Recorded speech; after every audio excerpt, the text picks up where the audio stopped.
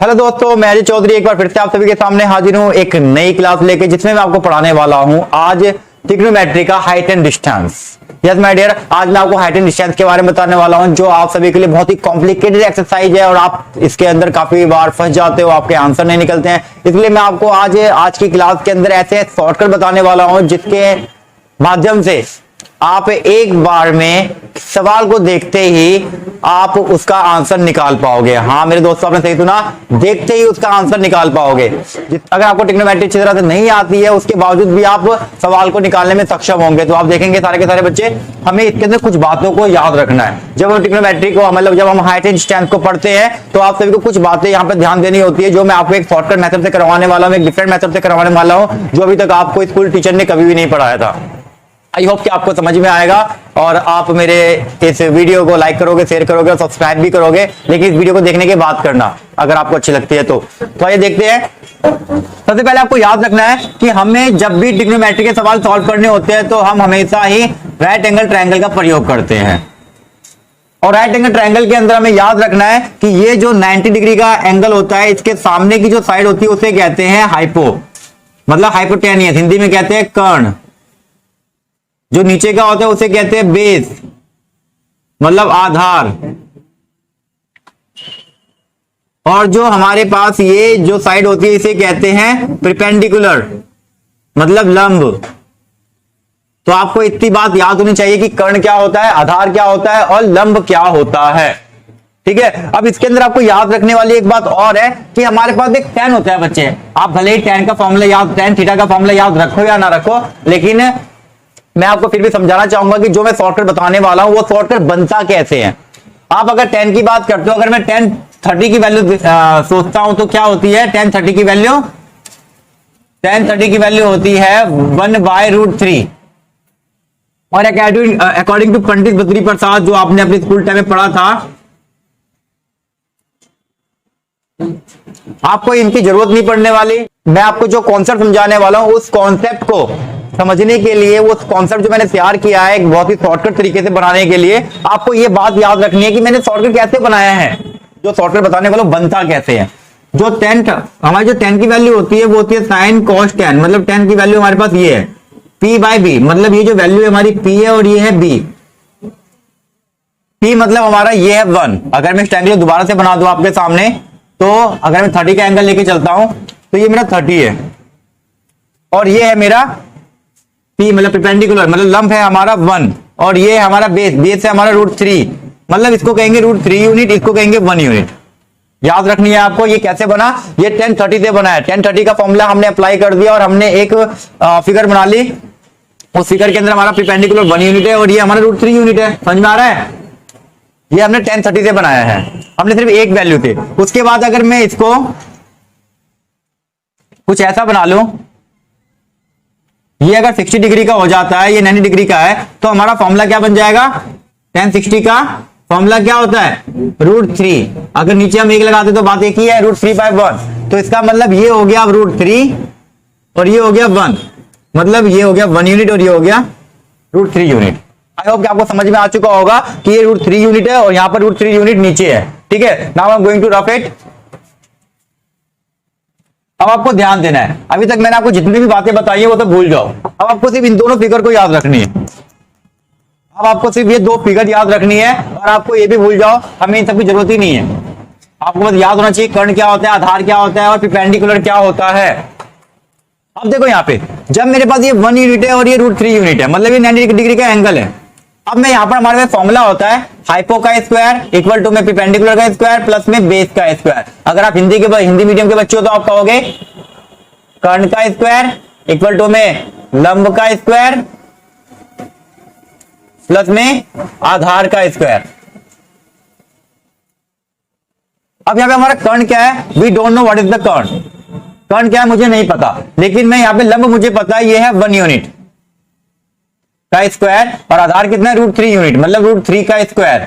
अगर मैं 1 का स्क्वायर करता हूं तो ये आएगा 1। यहां पे मेरे पास कर्ण ऑलरेडी चल रहा है साथ में, मतलब हाइपो मेरे साथ चल रहा है। यहां पे मेरे पास कर्ण है, ये 1 प्लस में जब मैं इसको सॉल्व करता हूं तो मैंने आपको बता रखा है लास्ट वीडियो के अंदर कि इससे कट जाता है, ये बचता है हमारे पास 3। ये हमारे पास हो गया 4, यहां पर कर्ण है और कर्ण का जो ये स्क्वायर है वो वहां जाके रूट बन जाएगा, कर्ण की वैल्यू क्या आ जाएगी 2। तो जब हम रूट 4 को मतलब सॉल्व करेंगे, 4 को रूट से बाहर निकालेंगे तो हमारे पास क्या आएगा, हमारे पास आएगा 2। तो आप ध्यान देंगे तो हमारा कर्ण की वैल्यू आ चुकी है my dear 2, it's called 2 unit. 2 unit कैसे आया, समझ में आ गया, 2 यूनिट कैसे आया समझ में आ चुका है। तो आपको याद रखना है जब भी एंगल यहां पे 30 होगा तो 30 के सामने हमेशा 1 यूनिट होगा, बेस हमेशा √3 यूनिट होगा और ये हमेशा 2 यूनिट आएगा। ठीक है, आपको अब इतनी सी बात याद रख लेनी है। अगर मैं इसी चीज को इस वाले ट्रायंगल में सॉल्व करता हूं तो मुझे देखो क्या मिलता है, ध्यान देना, क्योंकि जो मैंने शॉर्टकट बताया है, शॉर्टकट कैसे अप्लाई होता है, वो बनता कैसे है, मैं आपको ये बताने वाला हूं। क्योंकि आपको हर एक व्यक्ति शॉर्टकट तो याद करवा देगा, आपको रटवा देगा, लेकिन कोई बताएगा नहीं कि वो बना कैसे। तो मैं आपको बता के दिखा रहा हूं। यहां पर हमारा लंब इस बार क्या है √3 यूनिट और इस बार आधार है 1 यूनिट। फिर इसको सॉल्व करेंगे 3 आएगा, इसको सॉल्व करेंगे 1 आएगा, ये दोनों सॉल्व करेंगे 4 आएगा। फिर इसके बाद ये स्क्वायर जो था यहां पर वो आके रूट चढ़ जाएगा, बाहर आ जाएगा 2, फिर से ये 2 यूनिट आया। मतलब क्या समझ में आता है आपको, इन द बोथ केस कर्ण हमेशा ही 2 यूनिट रहने वाला है। इन द बोथ केस कर्ण जो होगा वो हमेशा 2 यूनिट रहने वाला है। तो आपको याद क्या रखना है, 30 डिग्री के सामने वाली जो भुजा होती है, जो साइड होती है, वो हमेशा हमारी क्या होगी 1 यूनिट होगी और जो दूसरी बच गई वो √3 यूनिट होगी। मतलब ये कि जो √3 यूनिट है वो हमारा यहां पर कौन सा एंगल बनता है, अगर ये 90 का है, ये 30 का है, तो ये 60 का बनेगा ऑटोमेटिकली। तो 60 के सामने में तो √3 यूनिट होगा, 1 के सामने में तो 1 यूनिट होगा। अब इस वाले फिगर में देखेंगे 60 हमारे पास नीचे है, तो मैंने भी आपको क्या बताया 60 के सामने क्या होगा √3 यूनिट होगा। तो नाउ वी हैव 60 के सामने √3 यूनिट है और ये हमारा आपकी बार 30 डिग्री का होगा, क्योंकि 90, 60, 150 और 30 180 होना चाहिए ट्रायंगल का सम। तो 30 के सामने 1 यूनिट है। ठीक है, अगर 30 आता है तो 1 यूनिट यहां पर होता है, अगर 60 का एंगल आता है तो 1 यूनिट यहां पर होता है। आपको इतनी सी बात याद रखनी है। अगर आपने इतनी सी बात याद रख ली तो आपको सॉल्व करने की जरूरत ही नहीं है माय डियर। आप इस सवाल को देखोगे और आप सॉल्व कर दोगे, आपका आंसर आ जाएगा। ठीक है, और in the both cases we have seen that कि 2 यूनिट हमेशा कर्ण है। यहां पर जो हमारा हाइपोटेनिस है वो 2 यूनिट है और यहां पर भी हमारा हाइपोटेनिस है 2 यूनिट है। इन दो फिगर के बाद हमारे पास एक एंगल और बनता है माय डियर, जब ये 45 डिग्री का होता है और जब ये 45 डिग्री का होता है। अब 45 डिग्री में हम क्या पढ़ते हैं, tan 45 की वैल्यू होती है 1, मतलब 1/1। जहां पे परपेंडिकुलर भी हमारा 1 है मतलब 1 यूनिट, और जहां पर बेस भी हमारा 1 है मतलब 1 यूनिट। तो हमारे पास ये 1 यूनिट है, ये 1 यूनिट है। तो इसका मतलब जब भी हमारे पास 45 डिग्री का एंगल हमें गिवन देता है तो आपको याद रखना है कि 45 के सामने हमेशा क्या होगा 1 यूनिट होगा, चाहे वो यहां पर हो, यहां पर ही 45 होगा, यहां पर ही 1 यूनिट होगा। समझ में आ चुका है कॉन्सेप्ट क्या है, कैसे बनता है ये। तो आपको इतनी बात याद रखनी है। और एक और चीज देखेंगे अब यहां पर, अब मुझे कर्ण की वैल्यू निकालनी हो तो कर्ण की वैल्यू क्या आती है, लेट्स सी 1 यूनिट की वैल्यू 1 आएगा, यहां पर 1 और 1 2 हो जाएगा, स्क्वायर यहां आएगा तो √2 बन जाएगा। मतलब ये we have hypotenuse as a √2। तो हमारे पास √2 आता है हाइपोटेनियस। मतलब क्या होता है कि अब आपको सवाल को याद रखना है। I am not going to rough it because first I will show you question. √2 45 वाले में हाइपोटेनियस √2 होता है, √2 यूनिट। तो आपको क्या याद रखना है, अब आप अपने जहन में एक चीज बिठा लो, अभी जो आपने सीखा वो भले ही भूल जाओ, उसकी जरूरत नहीं है हमें क्वेश्चन सॉल्व करने के लिए। हमें अगर क्वेश्चन सॉल्व करना है, we have to solve the question, solve the sum, हमें वो सारी बातें याद रखने की जरूरत नहीं है। बस आपको क्या याद रखना है कि जब भी 30 का आएगा तो सामने 1 यूनिट होगा, जब भी 60 का आएगा तो सामने √3 यूनिट होगा, और जब भी 45 डिग्री का एंगल आएगा तो दोनों के दोनों 1 यूनिट होंगे। हाइपोटेनिस यहाँ पे 2 यूनिट होता है, यहाँ पर 2 यूनिट होता है, लेकिन 45 डिग्री वाले में √2 यूनिट होता है हाइपोटेनियस। अब देखो सवाल को कैसे ध्यान देना है, सवाल को सॉल्व कैसे करना है। तो हमारा पहला क्वेश्चन है माय डियर, एक डोरी की पतंग से भूमि के किसी बिंदु तक दूरी 90 मीटर है। डोरी भूमि तल के साथ 60 डिग्री का कोण बनाती है, यह मानते हुए कि डोरी में कोई ढील नहीं है, पतंग की ऊंचाई ज्ञात कीजिए। तो आप ध्यान देंगे हमारा जो सवाल है, इस सवाल के लिए पहले हमें सवाल का फिगर मतलब हमें एक इस तरह का एक ट्रायंगल बनाना होगा। देखेंगे एक डोरी की पतंग की भूमि के किसी बिंदु तक दूरी 90 मीटर है। मतलब कोई पतंग है माय डियर, मान लो ये पतंग है हमारे पास, ये पतंग की एक डोर है जो कि 90 मीटर की है, ठीक है। और ये हो गई पतंग की जमीन से ऊंचाई, और ये हमारी है जमीन, मतलब ये हमारी भूमि है। भूमि के साथ जो डोर है, पतंग की डोर, वो कितने डिग्री का एंगल बना रही है? वो बना रही है माय डियर, आप देख सकते हैं यहाँ पे 60 डिग्री का एंगल बना रही है। ठीक है, और ये हमारा 90 मीटर है पतंग की डोर। समझ में आ गया? ये ऑटोमेटिकली 90 डिग्री का एंगल होगा, याद रखना, क्योंकि जो हमेशा हाइट होती है वो 90 डिग्री का होती है। वो मतलब जो हाइट होती है वो हमेशा ही जमीन के साथ 90 डिग्री का एंगल बनाती है, मतलब दैट कॉल्ड परपेंडिकुलर, उसे लंब कहते हैं। हाइट हमेशा ही हमारी लंब होती है, परपेंडिकुलर। ठीक है, now we have to find what, हमें निकालना है पतंग की ऊंचाई निकालिए, मतलब जमीन से पतंग की ऊंचाई निकालने, we have to find this h, हम लेट कर लेते हैं ये h है। ठीक है, अब आप ध्यान देंगे यहां पर जो एंगल बन रहा है वो है 60 डिग्री का। यस माय डियर, आप देख सकते हैं यहां पर 60 डिग्री का एंगल बन रहा है। ठीक है, 60 डिग्री का एंगल मैंने आपको क्या बताया कि जब भी 60 डिग्री आ जाए तो ये होता है √3 यूनिट, और ये होता है 1 यूनिट, और ये हमेशा होता है 2 यूनिट। सो माय डियर, इन तीनों में से किसी एक की वैल्यू मुझे पता होगी। हमेशा जब भी सवाल आएगा तो किसी एक साइड की, या तो कर्ण की, या फिर परपेंडिकुलर की, या फिर बेस की, तीनों में से किसी भी एक साइड की वैल्यू मुझे पता होगी। तो इस बार मुझे क्या पता है? इस क्वेश्चन में मुझे पता है कर्ण की वैल्यू, मतलब 2 यूनिट की वैल्यू मुझे पता है, जो कि कितनी है? 90 मीटर। तो इसका मतलब 1 यूनिट की वैल्यू कितनी हो जाएगी? 90/2 मीटर इक्वल टू में 45 मीटर। तो इसका मतलब हमारी 1 यूनिट की वैल्यू आ चुकी है 45 मीटर, बट हमें तो √3 यूनिट की वैल्यू निकालनी है। But we have to find the value of √3 unit. तो हम क्या करेंगे, 1 यूनिट को अगर मैं √3 यूनिट से गुणा कर दूंगा तो बन जाएगा √3 यूनिट। हमें √3 की, अब इसको भी हम क्या करेंगे, 45 को भी हम √3 से इंटू कर देंगे, तो हमारे पास आएगा 45 √3 मीटर। अब आपके ऑप्शन में या तो 45 √3 आंसर होगा, या फिर होगा 45 इंटू में 1.73। आपको √3 की वैल्यू पुट करनी है 1.73, और √2 की वैल्यू पुट करनी होती है 1.41। याद रखेंगे, √3 की वैल्यू होती है 1.73 और √2 की वैल्यू होती है 1.41। ठीक है, तो इसको आप इंटू कर दोगे, आपका आंसर आ जाएगा। ठीक है, बाकी आपको जरूरत नहीं है, हो सकता है ऑप्शन में यही तक दे रखा हो। ओके, तो आप देखेंगे जब भी हम 45 को 1.73 से इंटू करेंगे तो हमारे पास आ जाएगा 77.85। तो हमारा ये आंसर ऑप्शन में हो सकता है, या फिर ये आंसर ऑप्शन में हो सकता है। ठीक है, अब आपको यहां पर ध्यान देना है। अब हम इस क्वेश्चन को सॉल्व भी क्यों करें, आपको ध्यान देना है कि हमारे पास सवाल को देखकर समझ में आ चुका है कि 90 की वैल्यू क्या है, मतलब 90 जो है वो क्या है, वो 2 यूनिट है। अगर 2 यूनिट की वैल्यू 90 है माय डियर, तो 1 यूनिट की वैल्यू उसका हाफ हो जाएगा, मतलब 45 यूनिट। अगर 1 यूनिट की वैल्यू 45 है, जैसा कि आप देख सकते हैं 1 यूनिट की वैल्यू 45 है, हमें निकालनी क्या है, √3 यूनिट की वैल्यू, क्योंकि हमें हाइट पता करनी है, और हाइट क्या है यहाँ पे √3 यूनिट। तो मैं क्या करूंगा, 45 को √3 से इंटू कर दूंगा, √3 यूनिट की वैल्यू आ जाएगी। तो इसका मतलब मेरा आंसर क्या है, 45 √3। जब मैं 1 यूनिट को √3 से इंटू करता हूं तो √3 यूनिट बन जाता है 45 √3 is my answer. Without solving the question we can solve the answer, we can solve the question, we can find the answer. Okay, तो ये हमारा पहला क्वेश्चन था। हाँ जी, तो आप देखेंगे बच्चे 100 मीटर रस्सी को किसी टावर के शीर्ष पर पृथ्वी पर बिंदु के बीच बांधा जाता है।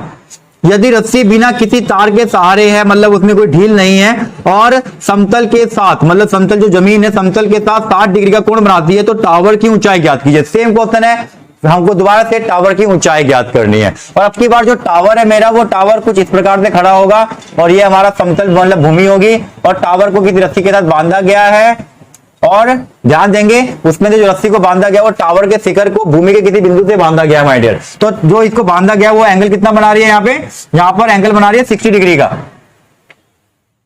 ठीक है, 60 डिग्री का एंगल बना रही है। Now but we have to find, हमें फाइंड करना है इसकी ऊंचाई। तो सेम क्वेश्चन है माय डियर, लेकिन अब की बार एंगल कितना है, 60 डिग्री का है। ठीक है, और गिवन क्या है मुझे, 100 मीटर रस्सी। तो इसका मतलब फिर से ये क्या है, 100 मीटर की रस्सी है। ठीक है, हमें पता है कि 60 के सामने होता है √3 यूनिट, ये होता है 1 यूनिट, जैसा कि अब मैं लिखवा चुका हूं, और ये होता है इक्वल टू 2 यूनिट। हमारे पास 2 यूनिट की वैल्यू दे रखी है 100, तो 1 यूनिट की वैल्यू कितनी आ जाएगी, 50। निकालना क्या है ये, तो हमें √3 यूनिट की वैल्यू कितनी हो जाएगी, 50 √3। हम 50 को √3 से इंटू कर देंगे, 50 √3 मीटर आंसर आ जाएगा। ठीक है, अब देखो क्वेश्चन नंबर 3 देखेंगे बच्चे, यहां पर ध्यान देंगे।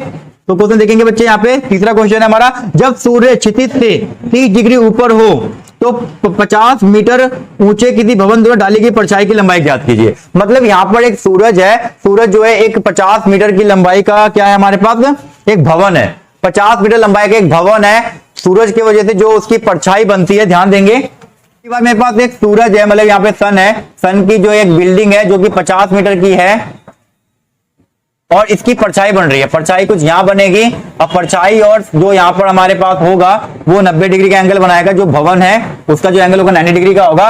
और ये परछाई जो बन रही है, जब मैं इस परछाई को इसके शिखर से किसी रस्सी से बांधता हूं जहां परछाई खत्म होती है, तो वहां पर जो एंगल बन रहा है वो है 30 डिग्री का।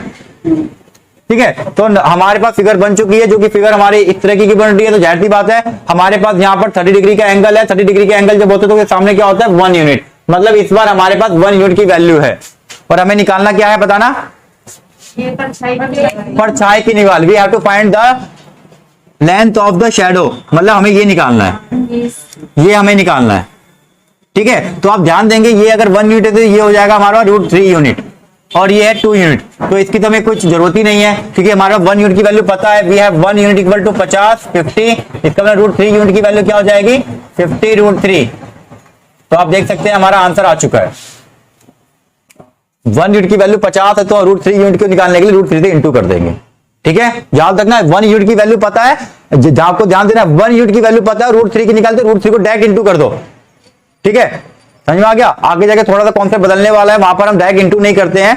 अब जब आएगा तो मैं आपको बताऊंगा। और देखना बच्चे, एक समतल, अब ध्यान देंगे बच्चे, एक समतल मैदान पर बिंदु P से एक टावर के शीर्ष के एलिवेशन का कोण 30 डिग्री है। एलिवेशन का मतलब होता है बच्चे जो एंगल ऊपर नीचे से ऊपर की ओर बनता है। अगर मैं नीचे से ऊपर की ओर देखता हूं तो जो एंगल तैयार होगा मेरा जमीन के साथ, उस एंगल को कहते हैं एलिवेशन एंगल।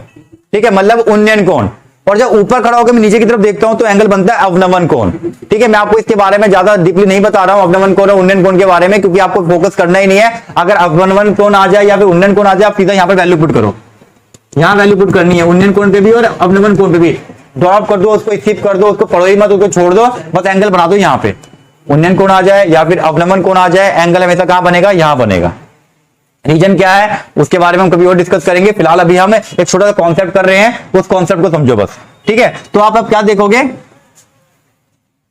तो इस सवाल का कहना है माय डियर, एक समतल मैदान पर बिंदु P से, एक समतल मैदान है, बिंदु P है, P से एक टावर के शीर्ष के एलिवेशन का कोण 30 डिग्री है। मतलब एक टावर है और जो उसका एंगल बन रहा है वो कितना है इस बार 30 डिग्री, मतलब 30 डिग्री है।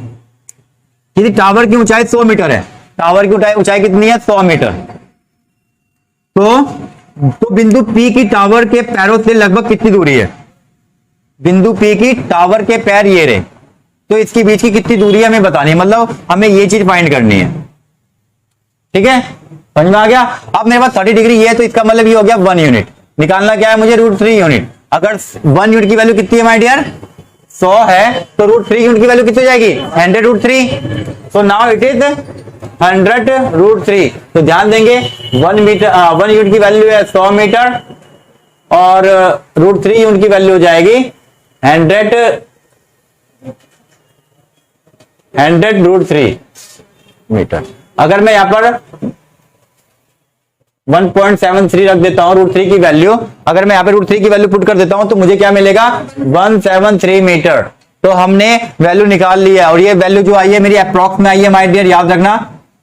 इसके पीछे रीजन क्या है, क्योंकि जो हम √3 की वैल्यू पुट करते हैं वो प्रॉपर 1.73 एग्जैक्ट नहीं होती है, इसलिए वो लगभग में आंसर है। ओके, तो नेक्स्ट क्वेश्चन ध्यान देंगे माय डियर। एक वृक्ष के आधार से 15 मीटर दूर स्थित बिंदु पर उसकी चोटी का उन्नयन कोण 30 डिग्री है। एक वृक्ष के आधार से 15 मीटर दूर, तो आप ध्यान देंगे एक वृक्ष के आधार से 15 मीटर दूर, मतलब ये 15 मीटर दूर हो गया, ये कोई है 15 मीटर दूर कोई बिंदु है। वहां से जब मैं वृक्ष के शिखर का कोण बनाता हूं तो कितनी डिग्री का बनता है, तो कोण है हमारा 30 डिग्री का, उन्नयन कोण है 30 डिग्री का, नीचे से ऊपर की ओर बनाना है, बात एक ही है। तो वृक्ष की लंबाई ज्ञात कीजिए, ऊंचाई ज्ञात करनी है हमें, अब की बार ये निकालना है, मतलब हमें ये निकालना है h। ठीक है, तो आप ध्यान देंगे इसके बराबर में आएगा, इसके सामने वाला होगा 1 यूनिट और ये हो जाएगा √3 यूनिट। अब ध्यान देंगे यहां पर हम डायरेक्ट जो इंटू करते थे, थोड़ा डायरेक्ट इंटू नहीं करना है माय डियर। अब देखेंगे now I have a value of √3 unit, कितनी है 15। इसका मतलब मैं अगर 1 यूनिट की वैल्यू निकालता हूं तो ये हो जाएगा 1 √3 चला जाएगा नीचे √3 यूनिट। तो 1 यूनिट की वैल्यू आ चुकी है कितनी 15/√3 यूनिट।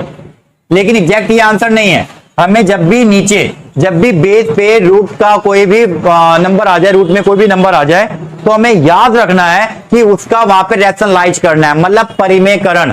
अगर परिमेयकरण आपको नहीं आता है तो सीख लीजिए, क्योंकि यहां पर परिमेयकरण करना बहुत जरूरी है। मैं आपको दिखाने वाला हूं परिमेयकरण का मतलब क्या होता है। जब भी जो भी संख्या नीचे होती है उसको उसी संख्या से इंटू और उसी संख्या से डिवाइड कर देते हैं। जब मैं इसको इससे इंटू करूंगा तो मेरे पास आएगा 15√3, और जब मैं √3 को √3 से करूंगा तो आएगा 3, और 3 को जब मैं इसे काट दूंगा तो आ जाएगा 5√3। तो now I have answer of 1 unit equal to 5√3। 5√3 is the answer of this question. आपको इस तरीके से सवाल करने में मात्र लगने हैं 5 से 10 सेकंड, और 5 से 10 सेकंड में अगर आप इस सवाल को सॉल्व करने में सक्षम हो गए तो आपका पेपर, आपका रिजल्ट आपके फेवर में आएगा। ठीक है, वो रिजल्ट आपके फेवर में आएगा। अगर आप इन सवालों को पुराने मेथड से करते हो, लॉन्ग मेथड से करते हो, तो you know very well that आपको बहुत ज्यादा टाइम लगने वाला है, और जो टाइम लगेगा कहीं ना कहीं आप सारे क्वेश्चन अटेंड नहीं कर पाओगे पेपर में। तो आप कोशिश करो कि आप जो अप्रोच लगाते हो सवाल को सॉल्व करने में, वो अप्रोच बहुत ही छोटी होनी चाहिए, बहुत ही कम नंबर्स में होनी चाहिए, बहुत कम शब्दों में होनी चाहिए। ठीक है, तो हम आगे बढ़ते हैं। हमने इस तरह से 5 क्वेश्चन कर लिए, लेकिन पेपर में कई बार सवाल इतने आसान नहीं आते माय डियर। सवाल में कई बार 2 तरह के ट्रायंगल बन जाते हैं, 2 एंगल गिवन हो जाते हैं। तो जब भी 2 ट्रायंगल बनते हैं उसको कैसे सॉल्व करते हैं, उसके अंदर हमें कौन सी बातों को याद रखना है, मैं भी आपको वो भी बताने वाला हूं। तो आप वीडियो छोड़ के ना जाए, कृपया करके इंतजार करें। तो उससे पहले एक क्वेश्चन और देखते हैं हम। तो आपके सामने क्वेश्चन आ चुका है, आप देख सकते हैं। तो आप देखेंगे आपके सामने वो सवाल आ चुका है। हवा के झोंके से एक पेड़ का ऊपरी भाग टूटकर 2√3 मीटर की दूरी पर 60 डिग्री के कोण पर जमीन को छूता है। तो आप ध्यान देंगे तो देखेंगे बच्चे, हवा के झोंके से एक पेड़ है, मतलब एक पेड़ है बड़ा सा, जो कि हवा के झोंके से टूट जाता है यहां से, और ये टूट के जो ऊपर का हिस्सा है वो गिर जाता है। ये हिस्सा टूट गया है, इसलिए मैंने इसको डॉट कर दिया है। वो टूट के जमीन के साथ टच हो जाता है, और जब वो जमीन के साथ टच होता है तो एंगल बनाता है कितना, आपको यहां पे देख सकते हो, यहां पे गिवन है 60 डिग्री का कोण बनाता है। और जो इसकी जमीन पेड़ की जो दूरी पर गिरता है वो है 2√3, मतलब 2√3 मीटर की दूरी पर गिरता है। ठीक है, अब आपको निकालनी है पेड़ की ऊंचाई ज्ञात कीजिए। अगर मुझे पेड़ की ऊंचाई ज्ञात करनी है तो याद रखना बच्चे, पेड़ इतना बड़ा है, ये इतना टूट के नीचे आ चुका है, तो ये इतना भी एक पेड़ की लंबाई के अंदर काउंट हो जाएगा। ध्यान देना फिर से, पेड़ इतना बड़ा है, ये इतना टूट के नीचे आ चुका है, ये जो नीचे वाला हिस्सा है मुझे इसकी भी लंबाई ज्ञात करनी है, इसकी भी ज्ञात करनी है, फिर दोनों को ऐड करके पेड़ की पूरी लंबाई बतानी है। आपके पेपर में कई बार, आपके सीजीएल जैसे पेपर में ये क्वेश्चन कई बार आ चुका है, और आज जो 10th क्लास में थे तो भी ये पेपर के अंदर आ चुका है। ठीक है, तो आप ध्यान देंगे। तो मेरे पास यहां पर आपकी बार √3 यूनिट की वैल्यू होती है ये, और ये है 1 यूनिट। तो इसका मतलब 1 यूनिट इक्वल टू क्या हो गया, 2√3। हमें निकालना है, ये होता है 2 यूनिट। ठीक है, ये 2 यूनिट है, तो हमें √3 यूनिट की वैल्यू भी निकालनी है और 2 यूनिट की वैल्यू भी निकालनी है। इट्स कॉल्ड यूनिट, मतलब यू। तो √3 यूनिट की वैल्यू हो जाएगी मेरे पास 2√3 को फिर से मैं √3 से इंटू कर दूंगा, क्योंकि 1 यूनिट की वैल्यू गिवन थी। तो ये हो जाएगा, जब मैं √3 को √3 से इंटू करूंगा तो मेरा आएगा 3, फिर मैं इन दोनों को इंटू कर दूंगा 6, तो इसका मतलब ये हो गया मेरा 6 मीटर। ठीक है, अगर 1 यूनिट की वैल्यू मेरे पास है फिर से 2√3, तो इसका मतलब मुझे ये भी फाइंड करना है। तो 2 यूनिट की वैल्यू हो जाएगी 2 इंटू में 2√3 इक्वल टू में 4√3, मतलब ये आगे 4√3। अब मुझे अगर फाइंड करना है एक ट्री की हाइट, तो मेरे को हाइट के लिए फाइंड करना पड़ेगा, मुझे इस वाली लंबाई को मतलब 6 प्लस में इस वाली लेंथ को 4√3 को ऐड करना पड़ेगा। अब मुझे क्या करना पड़ेगा, यहां पर मैं इसकी वैल्यू पुट कर सकता हूं √3 की 1.73, तो मेरे को क्या मिलेगा, 6 प्लस में 4 या 12 हासिल गया 1, 4 7 28 और 1 29 हासिल गया 2, 4 कम 4 और 2 6, 6.92, मतलब दोनों को ऐड कर दूंगा तो ये हो जाएगा 12.92। 12.92 आपका आंसर है। पेपर में अगर आपका आंसर नियर बाय आता है, मतलब आपको पेपर में आंसर नियर बाय मिलेगा, क्योंकि आपको यहाँ पे √3 की वैल्यू हमने जो रखी है वो एग्जैक्ट वैल्यू नहीं होती। आपके पेपर के हिसाब से हो सकता है कि आपका पॉइंट के बाद की संख्या मैच ना हो। ठीक है, आगे बढ़े।